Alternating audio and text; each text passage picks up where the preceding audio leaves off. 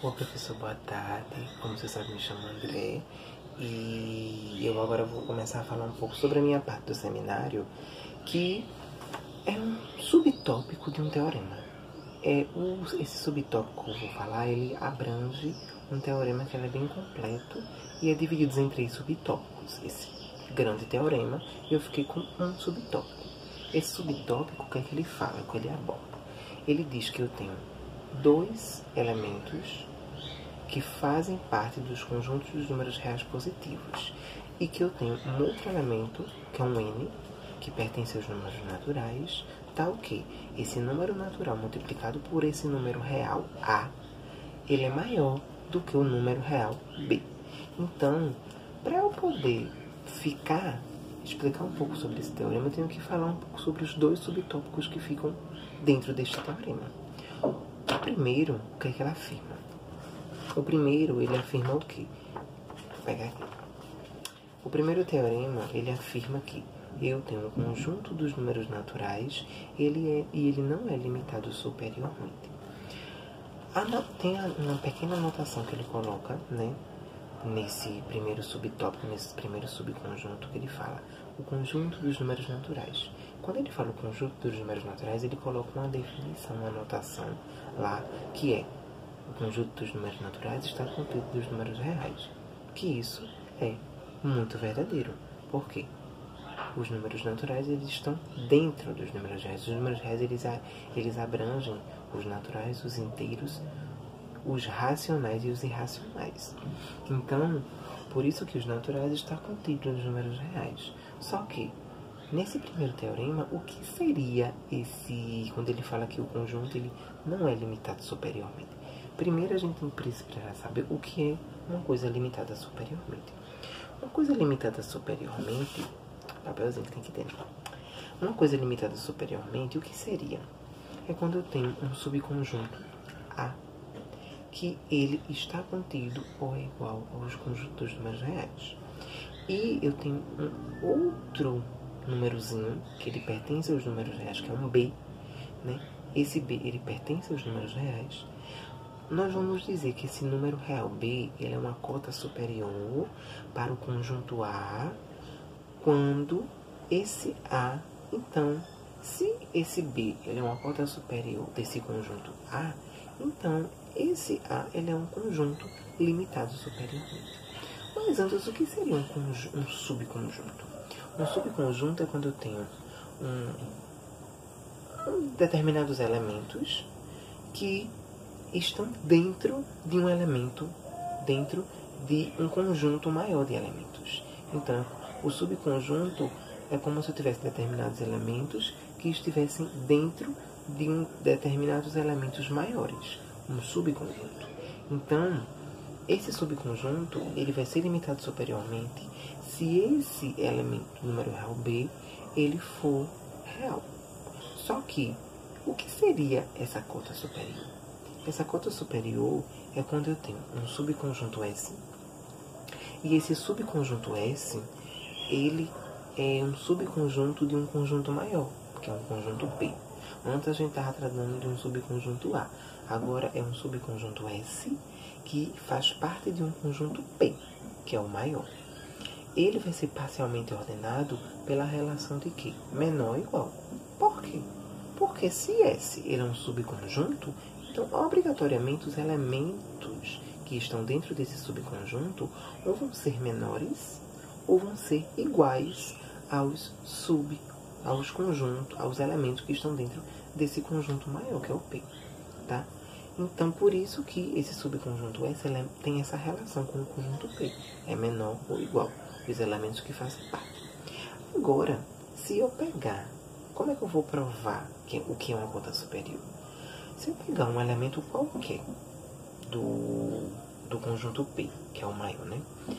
Como é que ele vai ser dito uma cota superior? Ele vai ser esse elemento M, que está dentro do conjunto P, ele vai ser dito cota superior se uma cota superior de S, se eu pegar um outro elemento, que agora esse elemento faz parte do subconjunto S, então obrigatoriamente esse elemento ele vai ser menor ou igual a esse conjunto, a esse elemento M. Agora, por que isso acontece? Porque se eu tenho um subconjunto e eu tenho determinados elementos lá dentro, e eu pego um outro elemento que faz parte do conjunto P, que é do maior. Então, obrigatoriamente, esse elemento X, ele vai ser o maior ou vai ser igual a esse elemento M, que faz parte do subconjunto.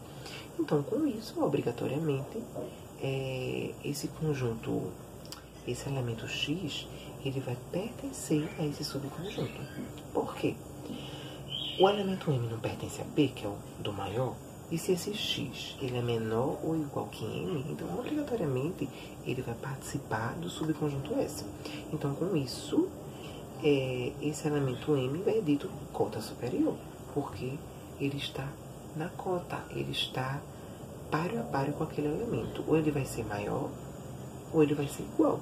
Uma cota que está lá páreo a páreo superior, maior. Que ele pode ser maior ou pode ser igual, páreo a páreo. Então por isso que eu chamo de cota superior. Mas voltando para o início de limitado superiormente, o que seria quando eu falo cota superior? Se é cota superior, então quer dizer que esse elemento B, que é um número real, ele é uma cota superior. Então o que isto quer dizer? Que esse elemento B, ele é maior, por isso, do que qualquer outro elemento que faz parte do subconjunto A. Então, por isso que esse subconjunto A ele é limitado superiormente. Quer dizer, limitado, porque ele vai chegar na sua superioridade, mas ele é limitado. Ele só pode chegar até determinado elemento, ele não pode ultrapassar isso. Então, com isso, a gente prova que o conjunto dos números naturais não é limitado superiormente. Então, para o segundo subtópico, que ele fala sobre o ínfimo, que ele fala que o ínfimo de um conjunto qualquer, só que esse conjunto qualquer, ele fala que 1 dividido por n, e esse n pertence aos conjuntos dos números naturais, obrigatoriamente será zero. Por quê? O que seria uma coisa ínfima? Um elemento ínfimo? É o menor número de todos. Então, se eu tenho um ínfimo, que é o menor número de todos, então, obrigatoriamente, como ele faz parte do conjunto dos números naturais, ele é menor. Qual é o número menor de todos nos números naturais? O zero. Então, por isto que o ínfimo desse conjunto que ele determina, que é 1 sobre n, é zero. Porque n, como pertence aos números naturais, eu tenho uma divisão. Quando eu tenho uma divisão e o meu denominador é esse n, que é o natural, então se eu pegar zero, que é o menor, que é o ínfimo, então obrigatoriamente esse elemento x, esse conjunto x, é determinado só pelo elemento zero. Então, com isto, eu vou chegar no meu último subtópico, que foi o que eu falei no início, que é quando eu tenho dois elementos, e esses dois elementos pertencem aos números reais positivos. Se eu tiver outro elemento, que é um n, que pertence aos naturais, obrigatoriamente, quando eu pegar esse natural e multiplicar por esse real positivo A, ele vai dar obrigatoriamente maior do que o meu número real B, né? Então, quando eu pego o livro, né, de Ellen, o que é que ele afirma? Ele primeiro demonstra um pouco esses dois subtópicos e chega no terceiro subtópico, que ele fala o quê? Existe, por exemplo, ora, se eu dou um outro tipo de número inteiro, um outro elemento, um C, que ele não diz de que conjunto faz parte. E esse C, ele é maior do que zero. Se ele é maior do que zero, então quer dizer que esse C, ele pertence aos naturais com o asterisco em cima, porque excluindo o zero, que ele é maior do que zero, não é maior ou igual. Então, existe, pela primeira afirmação, a primeira afirmação que é aquela, eu falei que o conjunto dos números naturais não é limitado superiormente.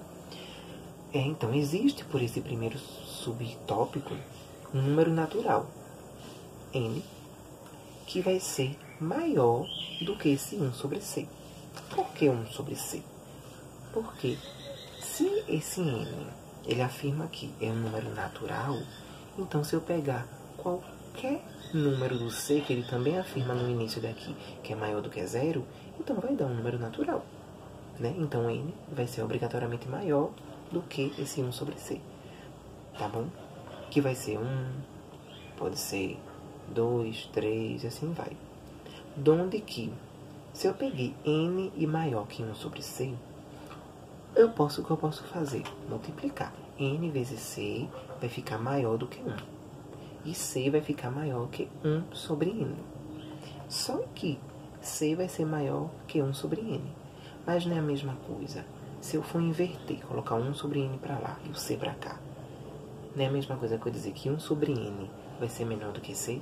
Se c é maior, então 1 sobre n vai ser menor. Então, o que prova o segundo, que esse conjunto x, o ínfimo dele, se esse conjunto x é um ínfimo, então ele vai ser 0, se tiver 1 sobre n.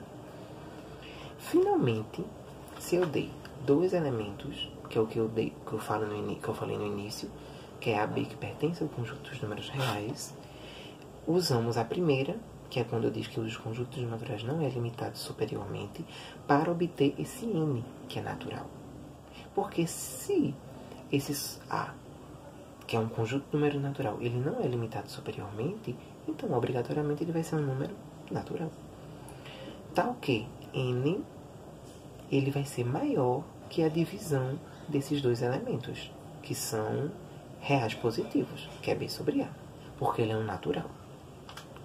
Então, se eu tenho n maior que b sobre a, então eu posso multiplicar.